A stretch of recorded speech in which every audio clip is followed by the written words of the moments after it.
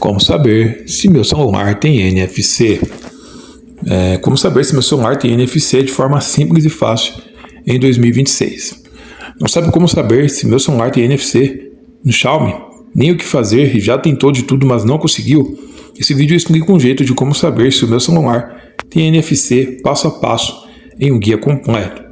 Aprenda uma maneira fácil e que tem como saber se meu celular tem a função NFC nesse tutorial atualizado. Confira as dicas e conheça o método que é possível de como saber se meu celular tem NFC Motorola. Fácil e rápido. É possível descobrir se um smartphone suporta NFC, acessando as configurações do dispositivo no Android ou conferindo as especificações do iPhone. Então, a seguir aí, veja como identificar se o seu celular suporta NFC e tire aí suas dúvidas sobre as aplicações aí da tecnologia, beleza? Então, você pode verificar se um celular Android, tem NFC ao acessar as configurações do sistema operacional. Para isso, siga aí os passos que eu vou mostrar. Bom, passo 1, abra o app config do celular, representado pelo ícone de engrenagem.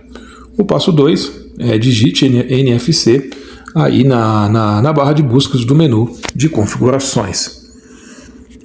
Outra forma de verificar se o aparelho tem suporte a NFC, é acessar o site oficial da marca, Então pesquise pelo nome do modelo de celular para encontrar a página do produto. E por fim, vá aí ao menu especificações ou ficha técnica e busque pelo termo NFC. Também é possível consultar o manual para verificar se o celular tem suporte a NFC. O documento traz ainda outras informações sobre conectividade, como a versão do Wi-Fi e do Bluetooth. E como saber se meu iPhone tem NFC?